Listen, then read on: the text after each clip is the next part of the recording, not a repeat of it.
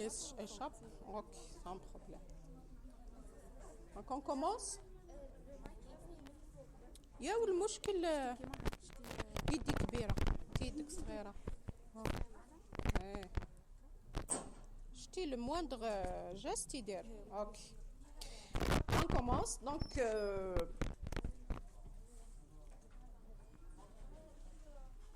on va voir donc aujourd'hui un cours concernant les pleurésies purulentes. C'est un cours qui est très intéressant, surtout sur le plan, bien sûr, diagnostic, comment faire le diagnostic des pleurésies purulentes et la nécessité de prendre rapidement le malade en charge parce que les complications des pleurésies purulentes sur le plan fonctionnel, elles sont importantes. Donc, on va commencer par la définition. Donc, c'est quoi pleurésie purulente ou bien empyème thoracique, c'est la même chose. C'est la présence de pus d'origine non tuberculeuse au niveau de l'espace pleural. C'est-à-dire que ça sous-entend qu'on fait le diagnostic, on peut faire le diagnostic d'une pleurésie purulente, sauf si on voit le pus. Si on ponctionne une image radiologiquement suspecte de pleurésie et on trouve un pus. C'est ça donc ce qu'on peut trouver.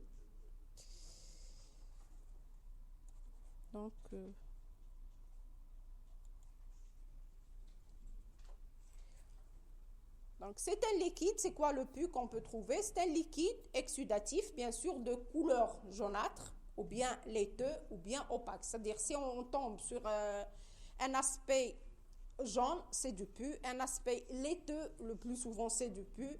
Un aspect louche, légèrement, donc opaque, c'est du pus. Donc, il est riche en globules blancs, intacts et altérés en même temps, donc les deux. On peut tomber sur des cellules de tissus situées au voisinage de la suppuration et parfois, on peut isoler les bactéries en cause dans ce pus. L'odeur, si le pus est d'odeur fétide, classiquement, donc c'est un anaérobie qui est en cause.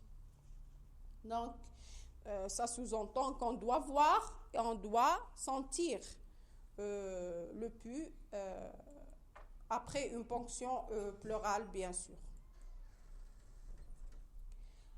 Sur le plan épidémiologique, donc la fréquence des pleurésies purulentes a nettement diminué, bien sûr après la généralisation de l'antibiothérapie dans les infections respiratoires parce que le plus souvent la pleurésie purulente est une complication d'une infection respiratoire telle qu'une pneumopathie, on l'a vu. Donc une des complications des pneumopathies bactériennes non traitées à temps ou bien maltraitées, c'est la pleurésie purulente. Donc, après la généralisation des antibiotiques, là, je dois m'arrêter parce que apparemment c'est minuté et on doit changer carrément de truc. On n'a pas fait attention.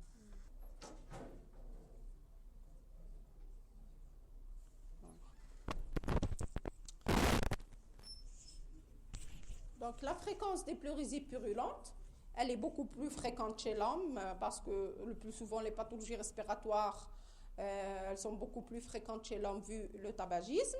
Et il y a aussi qu'elle est beaucoup plus souvent observée à un âge avancé. Donc c'est en relation avec les comorbidités, les infections à répétition et tout ça.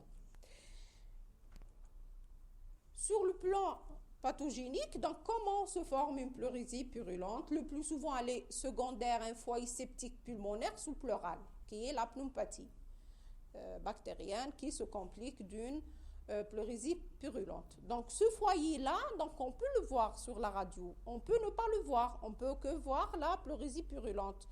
Donc, le plus souvent, on ignore donc la pathologie sous-jacente parce que sur le plan radiologique, elle est cachée. L'image pleurale, elle est beaucoup plus importante que l'image parenchymateuse. Donc, le plus souvent, soit il est minime, soit on ne le voit pas, soit il est méconnu. Donc, le malade n'a pas consulté dans la période de l'atteinte parenchymateuse, il consulte dans la période de l'atteinte pleurale. Donc, l'étiologie, le plus souvent, on peut la méconnaître. Mais parfois, cliniquement, radiologiquement, on peut voir l'étiologie de cette pleurésie, telle qu'un abcès sur la radiographie, abcès du poumon, un cancer, l'aspect d'un cancer pulmonaire associé à une pleurésie. Une DDB, c'est des malades chroniques qui se surinfectent de façon répétée au cours de l'année. Donc, c'est des images radiologiques de DDB associées à une image de pleurésie. Parfois, c'est un corps étranger. Donc, cliniquement, donc, on a si vous voulez, c'est un enfant qui jouait paisiblement, ensuite, soudainement, a fait un épisode de toux incessante. Ensuite, la période d'accalmie, il consulte après pour une pleurésie purulente. Donc, si on ne fait pas un interrogatoire bien poussé, si on ne pense pas à une cause de corps étranger, donc on peut passer devant cette possibilité. Il y a les fausses routes, on l'a vu, donc fausses routes, ça peut engendrer une pneumopathie au niveau de la base, elle est le plus souvent abcédée, donc il peut se compliquer de pleurésie purulente. Il y a les atélectasies qui se surinfectent par la suite, peuvent donner une pleurésie purulente. Il y a les situations post-opératoires, pulmonaires ou bien sous-diaphragmatiques, telles que kyste du foie, vésicule biliaire. Parfois, on opère en sous-diaphragmatique et on se complique par une pleurésie purulente. Il y a les traumatismes, bien sûr, pariétaux, qui se surinfectent. Une plaie ouverte au niveau du thorax, elle peut se surinfecter et donner une pleurésie purulente. Donc, ce sont les différentes situations. Et encore, là aussi, donc il y a des situations créées par le médecin, si vous voulez. C'est quand on a, par exemple, devant des situations de pneumothorax, on doit exsuffler, on doit drainer, on doit exsuffler et ponctionner une pleurésie sérofibrineuse. Et si on ne respecte pas les conditions d'asepsie, on peut surinfecter la cavité pleurale et engendrer par la suite une pleurésie purulente. Il y a les kystidatiques du poumon qui peuvent se rompre dans la cavité pleurale et qui se surinfectent rapidement. Dans 48 heures, on a la pleurésie purulente post-rupture d'un kystidatique. Et là, le plus souvent, c'est un niveau. Donc, c'est un pneumothorax. Ce n'est pas une pleurésie simple. Rarement, donc, on peut avoir une pleurésie purulente suite à une surinfection sous-phrénique, hépatique, pancréatique. Au cours d'une pancréatite, elle peut se compliquer. Un abcès du foie, il peut passer dans la cavité pleurale, s'il n'est pas bien traité, bien sûr. Dans tous les cas, l'infection microbienne de la plèvre, elle se fait par ensemencement direct.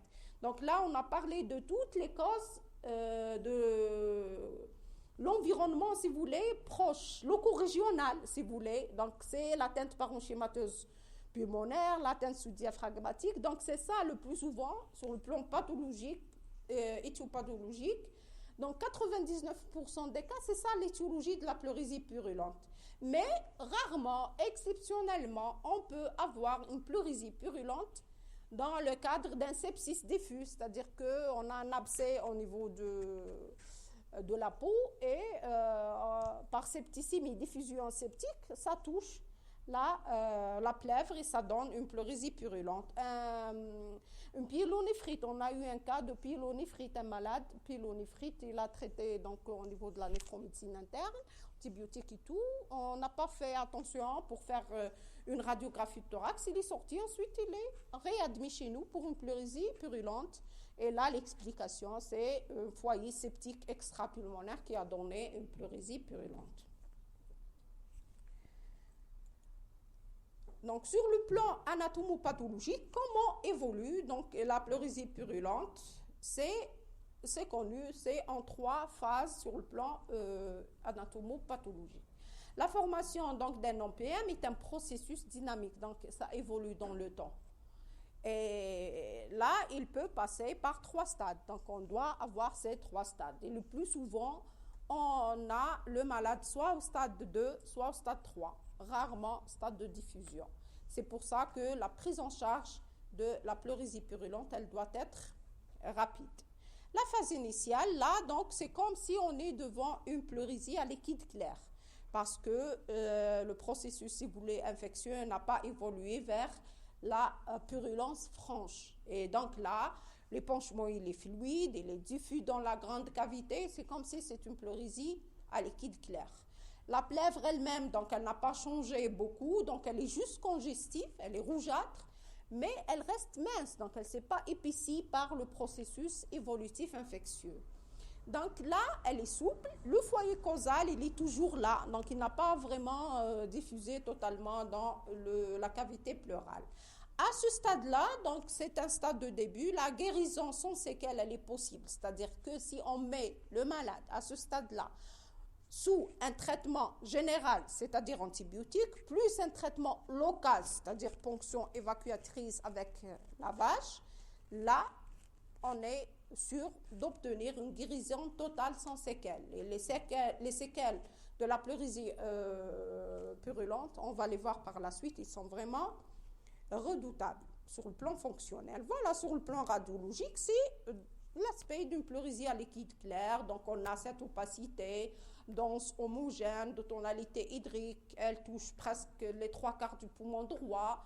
Elle est, les limites, donc s'effacent, c'est limite externe, c'est la paroi, limite inférieure, elle a effacé la coupole diaphragmatique, limite interne, donc elle se confond avec celle du médiastin, et la limite supérieure, c'est presque la courbe d'un oiseau, elle est concave en bas et en dedans, donc là on ponctionne, on tombe sur un liquide qui est louche. C'est une pleurésie purulente. On envoie bien sûr au laboratoire, à la recherche bien sûr de germes en cause, études cétobactériologiques et la recherche de BK, l'étude de biochimique et tout ça. Et on commence à ce stade-là le traitement avisé, donc curatif antibiotique. On ne fait pas de biopsie, c'est contre-indiqué, vous le savez. Il ne faut jamais faire de biopsie devant pleurésie purulente. Ça sert à quoi? L'étiologie, elle est connue. C'est un germe, c'est une bactérie. Et en plus, on risque de diffuser l'infection quand on coupe à l'intérieur d'un milieu qui est infecté.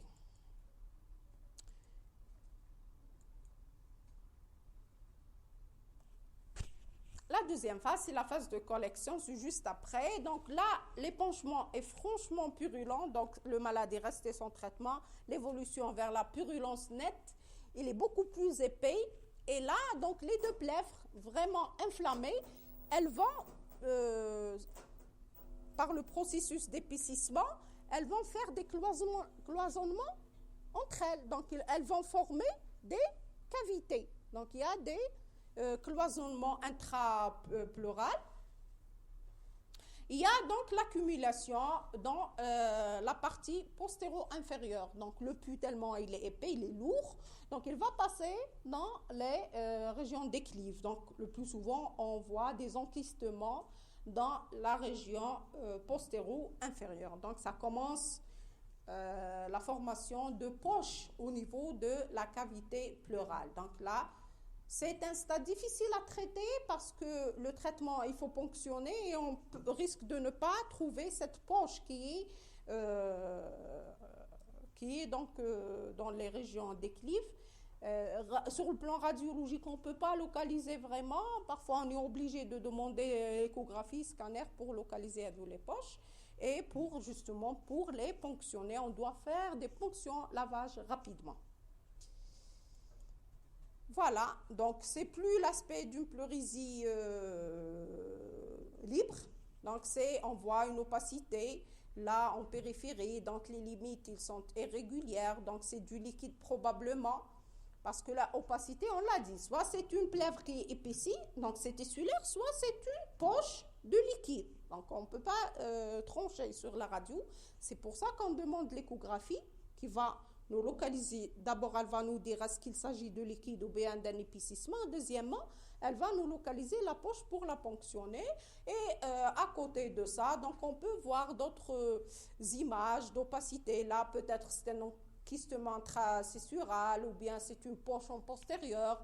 En bas aussi, donc c'est une opacité qui est peu nette, mal limitée. Donc il peut s'agir d'un enquistement en postérieur. Donc c'est vraiment des images qui sont... Si on n'a pas cet épaississement pleurale, cette image pleurale, on peut penser à un abcès, on peut penser à une opacité arrondie d'une étiologie ou d'une autre. Mais associé à cet épaississement, donc probablement c'est une pleurésie purulente qui s'enkyste. Donc il y a plusieurs poches en postérieur, en bas et tout ça, d'autres elles sont cachées. Donc c'est pour ça qu'on demande l'échographie pour plus de renseignements et le scanner, mais l'échographie elle est beaucoup plus performante dans ces cas-là. Le dernier stade, qui est le stade irréversible, le stade sur le plan médicamenteux, c'est-à-dire on ne peut pas faire grand-chose, là c'est le rôle beaucoup plus de la chirurgie. Là le liquide il est purulent, il est enquisté encore par l'épaississement, il est beaucoup plus loin, il est enquisté au sein d'un épaississement pleural important, par symphyse pleurale, la plèvre elle n'est pas vraiment... Elle n'est pas mince comme le premier stade, elle n'est pas épaisse comme le deuxième stade, elle est dure, elle est sclérosée. C'est une pachypleurite. C'est comme si on tombe sur de l'os quand on ponctionne. Elle est tellement sclérosée. Il y a accolement carrément sur toute la surface, accolement des deux feuillets. Donc c'est comme si on a une seule paroi. Il n'y a pas de limite parce qu'à l'intérieur c'est épaissi, c'est très dur. Et les lésions là, elles sont irréversibles. Pour ponctionner, c'est difficile. On donne des antibiotiques, c'est sclérosé, ça passe pas. C'est peu vascularisé la sclérose, c'est très dur. Et là, donc, c'est le rôle de la chirurgie. Voilà, donc, si vous voulez, les différents aspects. Par exemple, là, on a cette image pleurale. C'est comme si on a un épaississement. Mais on a cette distance entre la poche aère gastrique et la limite de l'hémicoupole. Normalement, la poche aère gastrique, elle est accolée presque. Donc, il y a probablement du liquide en sous cardiaque. On parle de pleurésie enquistée en sous cardiaque. C'est très important ce signe-là pour suspecter, bien sûr, une pleurésie enquistée. Et là, on demande l'échographie. On peut demander l'échographie pour localiser. Là, voilà, ça donne l'aspect d'opacité intraparenchymateuse, alors que ce sont des opacités pleurales. Pourquoi? Parce que c'est enquisté en postérieur, donc c'est une poche pleurale. Et bien sûr, sur la radiographie de face, toutes les images tombent sur le même champ. Donc, on ne peut pas dire que cette image, elle est parenchymateuse. On parle de champ pulmonaire sur la radio pour être très vaste dans la description. Mais on ne peut pas dire vraiment que c'est dans un contexte, par exemple, infectieux. Parfois, on a des surprises. Sur le scanner, l'image, elle est pleurale.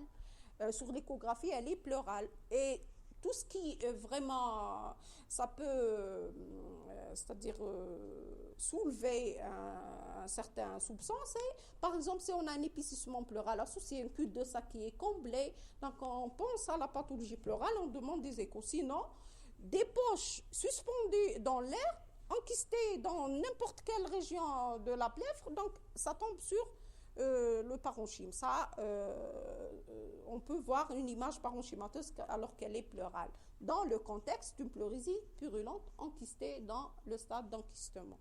Voilà, sur le profil, là, on tombe sur cet épaississement postérieur. Donc, c'est probablement ça sur le profil. Donc, c'est une poche qui est enquistée en postérieur. Là, en bas aussi, donc, on a une autre poche. Et là, donc, c'est un deuxième enquistement. Donc, il y a deux opacités de partout. Donc, c'est probablement une pleurésie enquistée qui peut être purulente. Le diagnostic positif, donc en cas de pleurésie purulente, il y a la clinique, donc le syndrome infectieux est présent, surtout au premier stade. Il y a donc tout ce qui est examen complémentaire pour faire le diagnostic positif, donc tout ce qu'on a vu. Donc, si vous voulez, le diagnostic positif de l'atteinte pleurale, c'est la ponction, que ce soit pour la pleurésie liquide clair, pleurésie hémorragique, pleurésie purulente, pleurésie chileuse.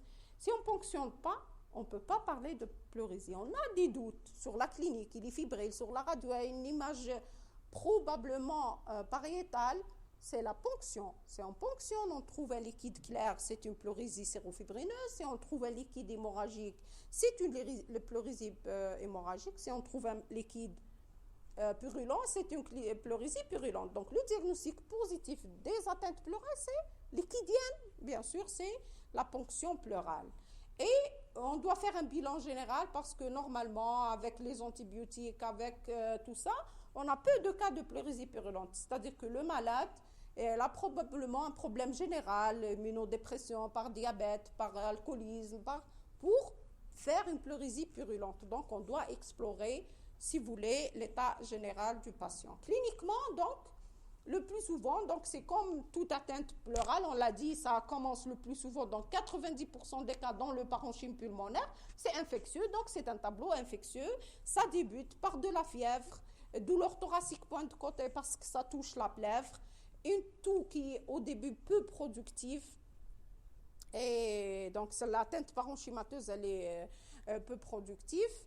Et la dyspnée, parfois ça dépend. Là, on n'a pas toujours de la dyspnée, sauf si le liquide il est important, ou bien le malade lui-même, il a des antécédents de maladies chroniques respiratoires. BPCO, quand il fait une pleurésie, il a de la dyspnée, mais un sujet normal, il n'a pas de dyspnée. L'examen clinique, donc, qu'est-ce qu'on trouve devant une pleurésie purulente? C'est comme une pleurésie à liquide clair. En l'inspection, il y a l'immobilité d'un hémothorax. À la palpation, il y a la diminution des vibrations vocales ou bien abolition des vibrations vocales. À la percussion, il y a la matité franche, des clives douloureuses. À l'auscultation, donc, il y a la diminution ou bien l'abolition c'est le syndrome pleural clinique qu'on connaît tous en sémiologie en 3e année. Donc, après, on doit examiner le terrain. Le plus souvent, on a un terrain de débilité, tabagisme, alcoolisme, diabète, bronchopathe chronique, affection néoplasique. Donc, ça explique cette pleurésie purulente. Et parfois, le foyer, il est toujours là. Surtout, on doit, toute atteinte pulmonaire infectieuse, on doit examiner la sphère orale, la bouche, la dentition.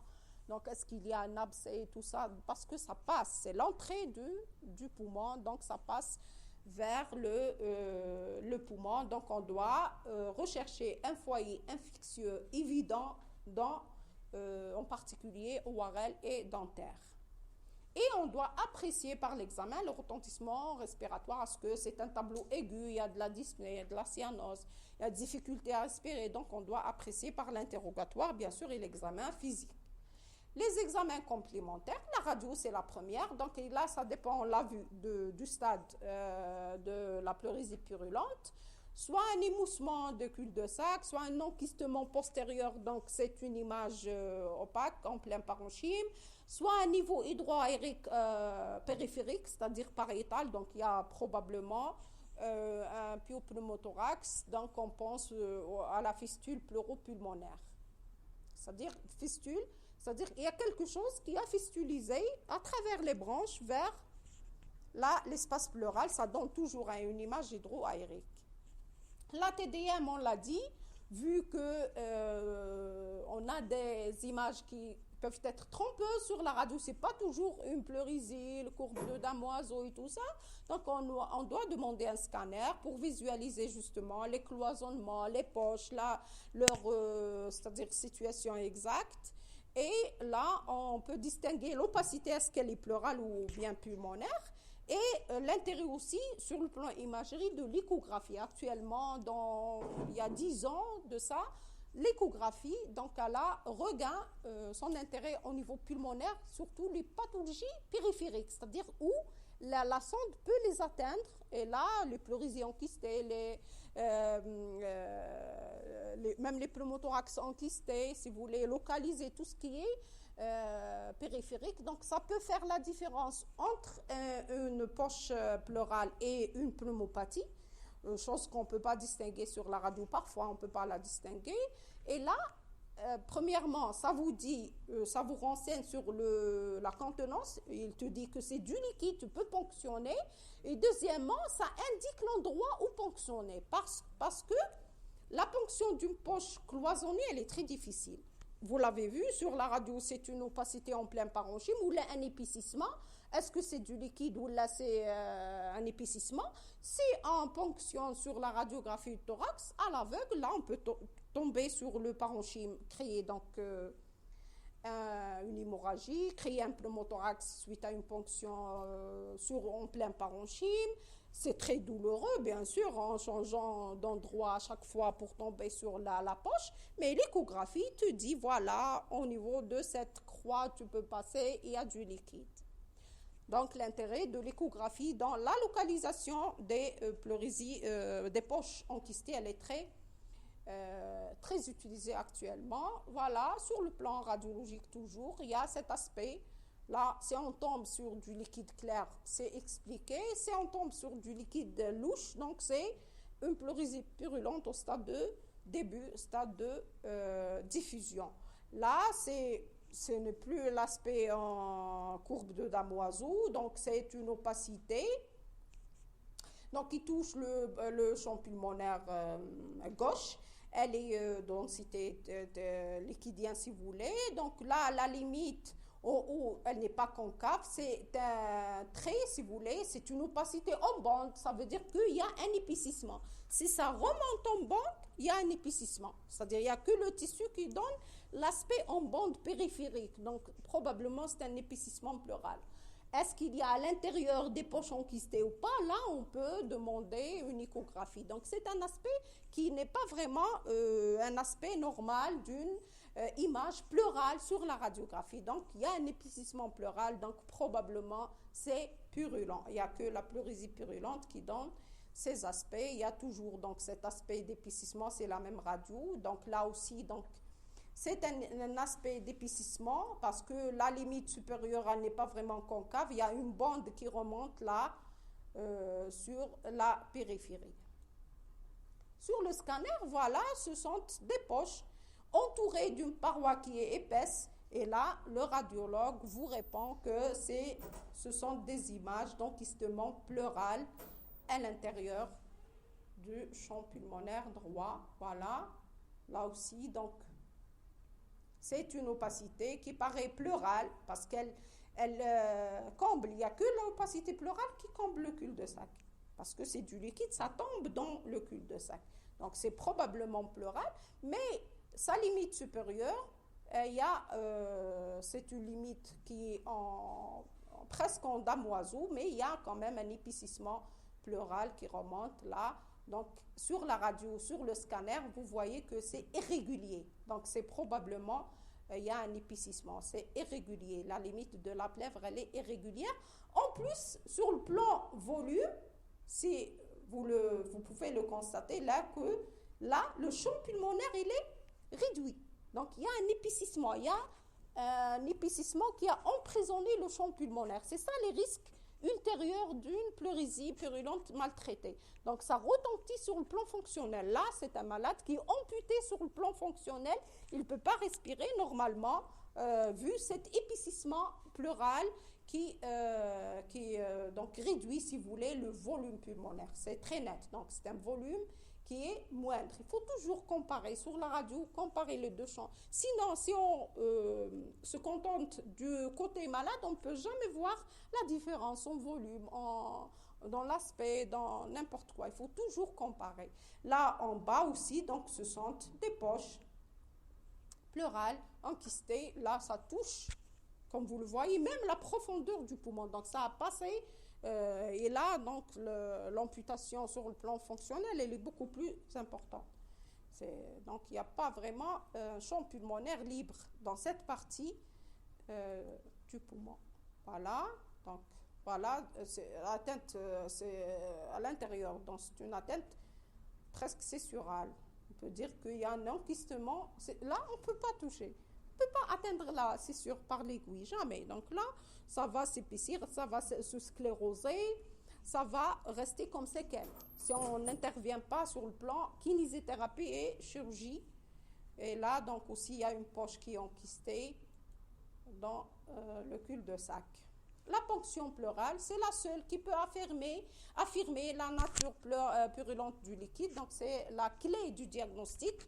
Donc, comme on l'a fait, donc on ponctionne en pleine matité. On fait la percussion, il y a une matité qui diffuse. En pleine matité, parfois, c'est enquisté sur la radiographie. On a suspicion d'enquistement. On demande l'échographie, généralement, justement, pour repérer cet enquistement. Et on en voit, bien sûr, on fait analyse macroscopique, l'aspect, la couleur, l'odeur, on l'a dit, et l'épaisseur et l'odeur. Et on en voit, bien sûr, pour études cétobactériologiques et biochimiques. Voilà, donc les moyens. On doit nettoyer d'abord. Ensuite, en plein matité, on repère l'espace entre deux côtes. Donc les côtes, elles sont dures. À l'intérieur, donc c'est l'espace intercostal. On le repère bien. Et ensuite, on va raser le bord supérieur de la côte inférieure pour éviter un traumatisme.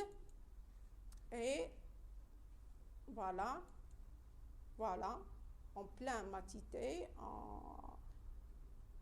dans l'espace intercostal. On aspire, donc on tombe sur un liquide dans la pleurésie purulente qui est épais. Donc sur le plan biochimique, c'est un liquide exsudatif.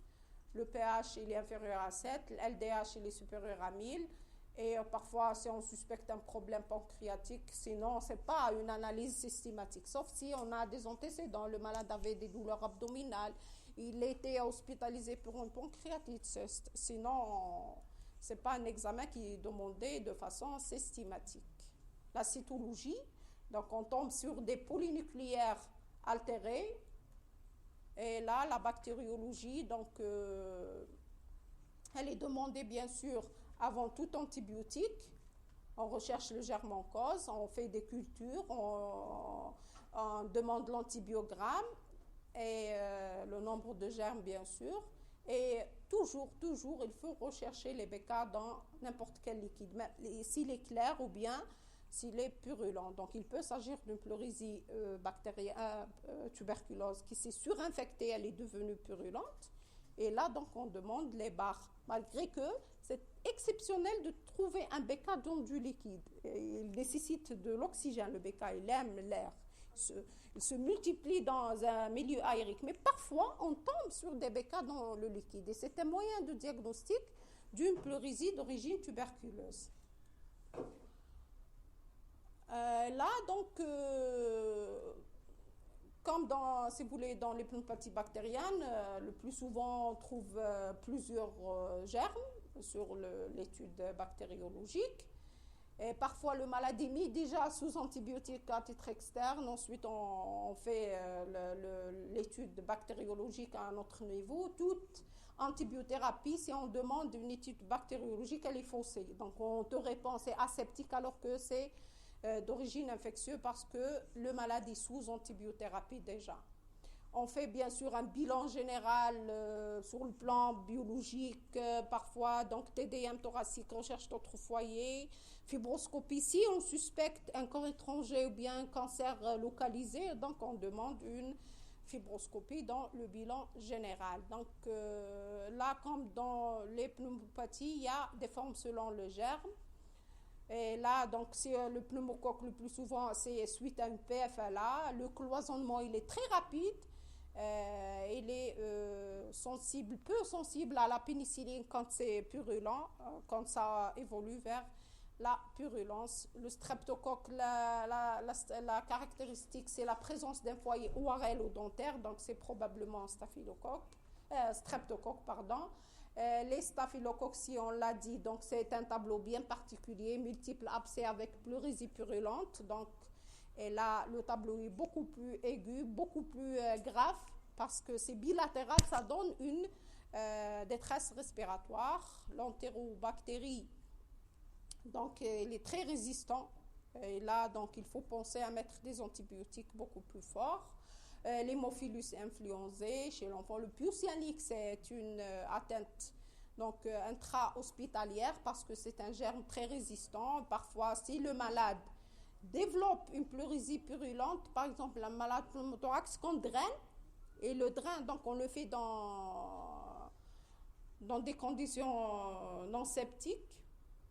On ne respecte pas les conditions bien quand on change le bocal, parce qu'on doit changer parfois le bocal et tout ça, donc il laisse donc la tuyauterie traîner, donc ça donne des infections nosocomiales, la piousianique très grave, et le malade donc Là, ponctionné ou pas, généralement, c'est des séquelles très importantes. Le salmonelle, donc c'est d'un terrain bien particulier, c'est la typhoïde.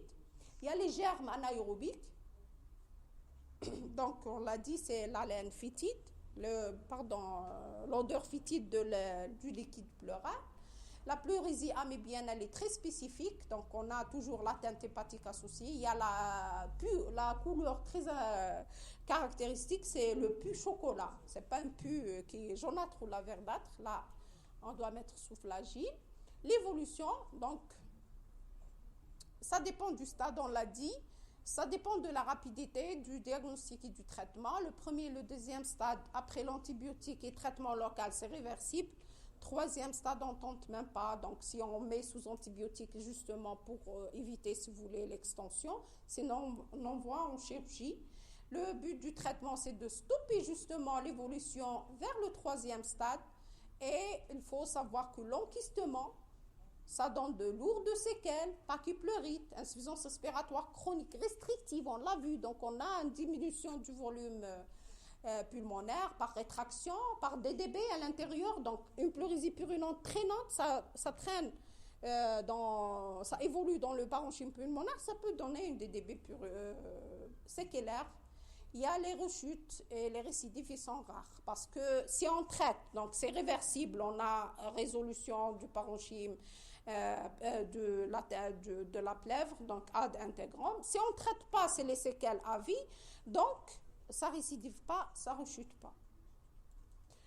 Le traitement, donc il y a plusieurs paliers, donc on va faire en même temps. On va traiter l'état général, c'est le maladie diabétique, donc on doit équilibrer son état général. On donne un antibiotique parce que c'est une infection. Le plus souvent, ça commence dans le parenchyme pulmonaire, ensuite ça s'étend. On doit traiter la pleurésie elle-même par un traitement local, donc on doit ponctionner, on doit laver, on doit demander l'avis d'un kinésithérapeute. Donc, dès l'apérixie, une fois le maladie apéritique, au cours d'une infection purulente, on commence la kinésithérapie au lit du malade pour éviter les séquelles, justement, pour éviter que le champ pulmonaire, ça diminue de volume. Et le dernier recours, c'est la chirurgie, c'est le stade terminal. Donc, le traitement général, bien sûr, on va rééquilibrer tout l'état électrolytique, nutritionnel. On doit donner de l'oxygène si le malade est cyanosé, dyspnique. On traite l'affection sous-jacente, c'est quoi? Le diabète, s'il est asthmatique, en dyspnée, s'il est BPCO, s'il est en insuffisance rénale chronique. La pathologie sous-jacente doit être équilibrée, le nursing.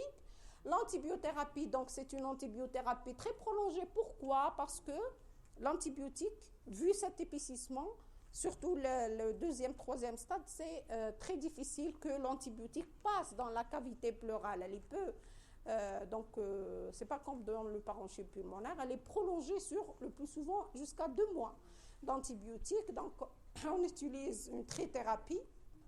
On doit toucher donc toutes les probabilités. Donc, on doit donner du flagile il peut s'agir d'un anaérobique. On l'a dit que l'étude bactériologique le plus souvent elle est faussée.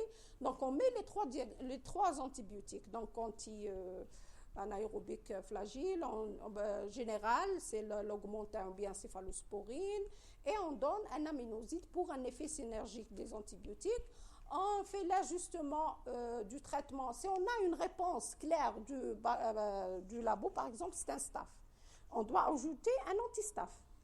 Si ce n'est pas un staph, donc ça répond que vous êtes dans les normes, l'antibiogramme du germe, il est sensible à ces antibiotiques, on continue la même antibiothérapie. Le traitement local, c'est quoi? Ça dépend du stade, mais le plus souvent, on doit ponctionner, si c'est le premier stade, ponction chaque jour. On doit retirer le maximum du liquide. Aiguille, elle doit être de gros calibre, justement. Si elle est de petit calibre, ce n'est pas la même aiguille. On évacue le liquide clair comme le liquide, c'est des diamètres. Et là, donc, c'est des calibres, pardon. On doit associer ponction plus lavage. Ce n'est pas comme dans la pleurésie à liquide clair. On doit juste évacuer pour éviter justement les séquelles. Sinon, dans la pleurésie purulente, on doit évacuer et laver parce qu'il y a de la purulence à l'intérieur. Le deuxième stade, on doit drainer, donc parce que c'est épais, l'aiguille, je ne vais jamais ramener du pu épais, donc un grand calibre, les un drap, on doit placer un drap et ensuite on lave chaque jour. Et on doit injecter un traitement local, c'est quoi? C'est les fibrinolytiques. Après, bien sûr, le sérum, on doit faire les lavages. La kinésithérapie, on l'a dit, elle a débuté précocement pour faciliter le drainage bronchique et permettre la réexpansion pulmonaire, éviter les séquelles. Alors, ensuite, il y a le traitement chirurgical. Il y a plusieurs types. C'est soit par vidéoscopie, c'est-à-dire on n'ouvre pas, c'est pas une chirurgie classique. On évacue les débris purulents, on fait les décloisonnements des poches à l'intérieur, on nettoie complètement ce qui est toutes les cavités à l'intérieur à l'aide d'un fibroscope, bien sûr. C'est une vidéothoracoscopie, donc c'est un matériel fibroscopique. Et la décortication pleurale au stade d'entistement, là, on doit ouvrir. On doit enlever toute cette paroi nouvellement formée par de l'infection qui est dure, on l'a dit, elle est très dure. Et c'est comme de l'os, on doit l'enlever et réparer donc ces séquelles de la pleurésie purulente. Pour le pronostic, ça dépend s'il est bien traité. Sinon, le plus souvent, il est redoutable. Pourquoi ? Surtout si on ne met pas le malade sous traitement antibiotique à temps. Et ça dépend du terrain et du germe. C'est un germe résistant, donc même si on met des antibiotiques, ça ne va pas donner de résultat. Et ça dépend de la précocité et la qualité du traitement, surtout le traitement local. C'est-à-dire si on se contente de traiter antibiotiques voie générale, le plus souvent, ça ne donne pas de bons résultats. Donc, il faut savoir que la pleurésie purulente, elle ne se limite pas à la plèvre, donc elle peut faire toucher l'ensemble de la paroi, diffuser vers la paroi si on ne met pas sous d'antibiotiques. Donc, le pu peut perforer même la paroi et sortir de la paroi thoracique. Les conséquences fonctionnelles sont considérables si la pleurésie purulente n'est pas traitée à temps. Et la mortalité, ça dépend, elle est entre 2 et 30%. C'est bon. خرجت منه